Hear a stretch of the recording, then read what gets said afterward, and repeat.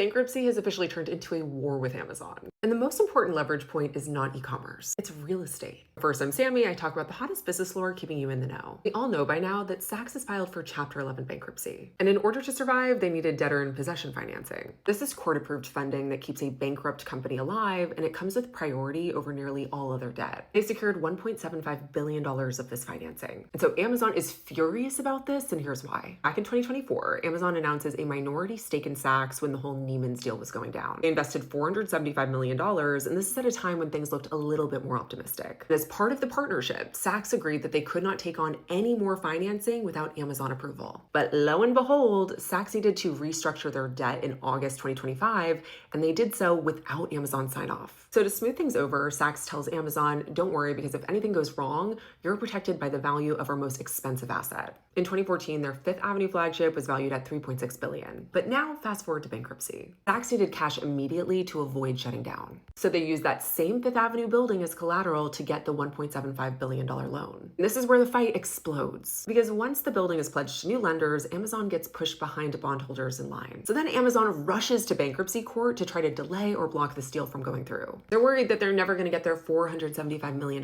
back. On the other side here, Saks is arguing that if they couldn't borrow against the building, there would be no financing, which means that they would need to liquidate and shut down for good. So we now know the judge agrees with Saks and the first part of the financing comes through. So Amazon has lost this round. And I find this so interesting because luxury stores, which was the part of Amazon that I worked in, they have Saks plastered all over their homepage, which is just insult to injury at this point. This restructuring, very unlikely that vendors are paid back in full. This is the list of the top vendors that are owed money, but what I'm worried about are the smaller guys. I believe that the future of these stores should feel like a highly curated luxury showroom instead of this multi-floor mega building. This bankruptcy showdown is so far from over, and this is really just the beginning. I want to hear all of your thoughts and follow along for more updates on this.